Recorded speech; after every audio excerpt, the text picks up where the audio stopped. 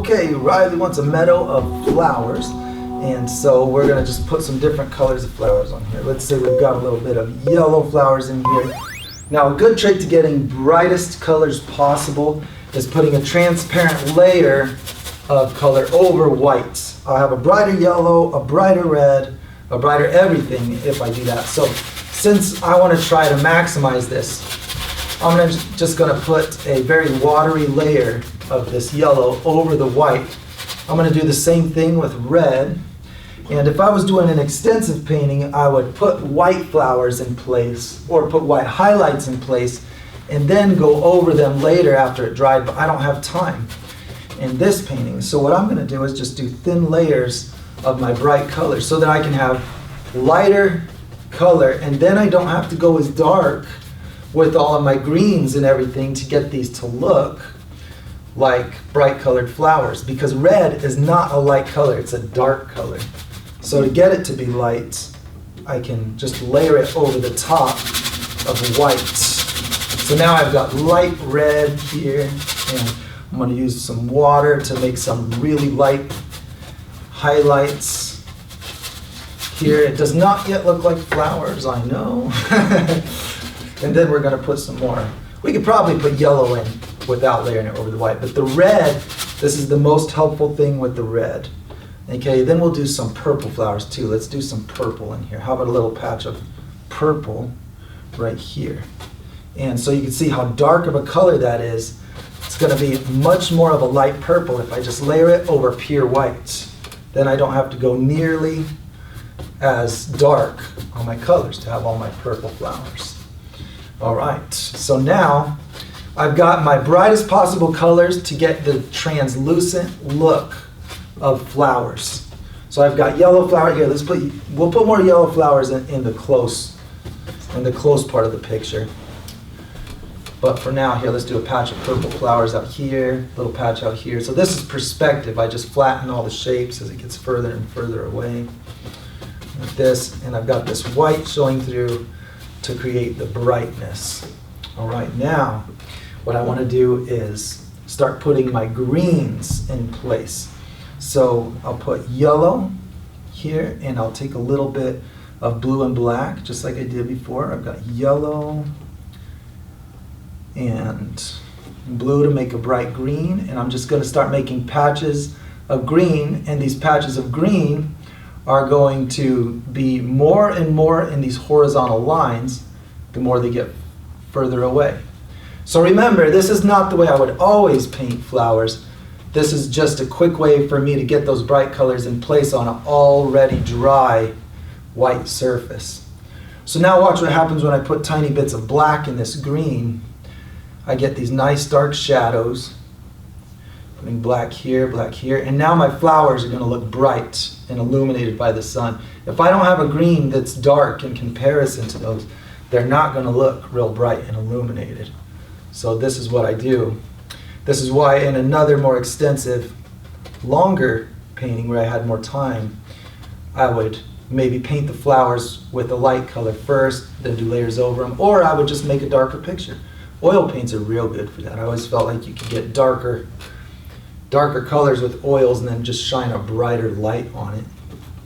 But however you do it, just remember, we have to have the lightness. When we're doing real saturated reds, we have to make sure that we get the lightness as well, and that's the challenge. So let's make another green here. Let's put some black in it. So here's a patch of leaves coming through, and then we'll put another patch in here. And so now the more I just make these patches of green, the more green becomes the dominant color, and then it's the red that's in patches. So I can decide how much I want to do of each color. Okay, then I'm going to take this yellow, and I'm going to make lighter and lighter greens as it goes back. So it's time to start adding a little bit of white to it as it goes into the background. And I want to see less and less green. If this field is just really filled with flowers, since the flowers are at the top of the plant, whatever is at the top is what is seen at a distance, because in perspective, you're not going to see down into that field nearly as much. So down here is where I want to see most of my green.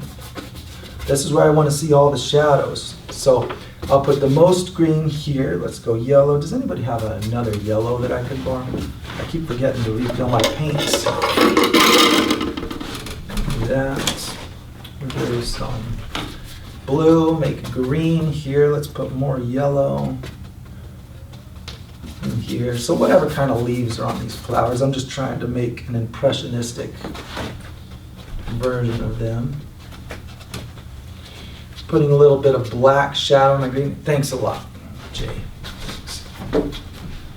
And now I'm just using the same kind of little brush strokes that I used for my tree leaves. I'm just scribbling around with the black. I'm going to put this right here so I can paint the bottom of this canvas. Here. I'm going to put more yellow on. Excellent yellow. Thanks, Jay. Perfect. Okay, blue. Let's put some little patches of the green coming through here. And then put the black. So you can see how bright that red is starting to look against this. I cannot mix a red that bright. I wouldn't be able to. So this is just a fun trick to getting bright red. Oh. So Mary had mentioned working with glaze. This maybe is a real good glaze application if you wanted to develop a more extensive technique by using layers in order to get really bright flowers. You can do that. Okay, so now that that's in place, I'm going to get a clean brush. Here, let's rinse this one out real quick. All right, that's part of the challenge of the 10-minute painting is switching colors quick enough. Okay, now if I want to put extra little flowers in, I can. So let's put a big yellow flower in there and let's put shadow on it. I don't want to shadow yellow with black. Shadow yellow with brown. So I'm going to put little shadows in this yellow flower, and I'm just going to use that brown color. So then if I just put a gradient that goes from that brown to the yellow, then I can just have the impression of a translucent petal that's coming out of a shadow somewhere. So let's put one there, let's put one here, put a couple bright yellow little flowers like this. Let's put more globs of yellow on here for some bright yellow flowers. This yellow is real bright. I don't really have the problem of needing the yellow to be brighter. Red is the main thing that I need to be brighter. So I'm just putting a few little shadows in my yellow blobs, just impressionistically making some shadowed areas. And then I can come back in and put another little bright spot of yellow in front of those. Here, let's put a little blob of yellow there, blob of yellow there. So now it's kind of like a petal in the front coming out over in front of the more shadowed area. So you can quickly go through an area. This is white, just put white 2 on top minutes. of that. Okay, we gotta finish. All right. So you need to have colored shadows. Colored shadows is key with these. So I'm going to go reverse. I'm going to put a little bit of shadow in these now just by taking my red, and this red is not layered. So we're just going to put little patches of dark red in my bright red like this, and it's going to make shadows. And I'm going to add some depth to my red patches, and I can do the same thing with the purple, same thing with the yellow. Let's take a little bit of magenta and do some shadows here. Do some shadows here. I've got blue and magenta. I can do a little bit of shadows in my purple flowers. A patch of purple, and here, like this. So I've got all these nice, dark, colorful shadows. I want to have those. And then I can take some white, and I can do some kind of reflective areas on these, just little bits, because maybe the skylight is reflecting off of little petals here and there. And so I can take the white and put it in there. It's just important to have the presence of those more saturated colors also. So I want to see all those three things. Maybe little accents of the grayer colors where I have some reflected light. And you can more manually go through each different part of a flower. But for just a quick picture, I'm just going to put the presence of those colors in there. 30 seconds. This. All right, let's put a brighter atmosphere in there. We need white. Let's go like this. We need a brighter sky. Come on, let's put a bright sky in there. A bright, happy sky. this, and then we'll put some yellow on that horizon right here. 10, Need that in there. 9, Let's do it. Open. 7, 6, 5, 4, I ran out of white. 3, 2, 1.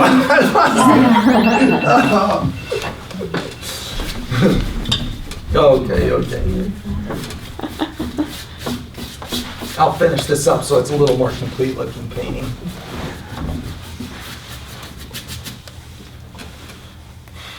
Does anybody have some white?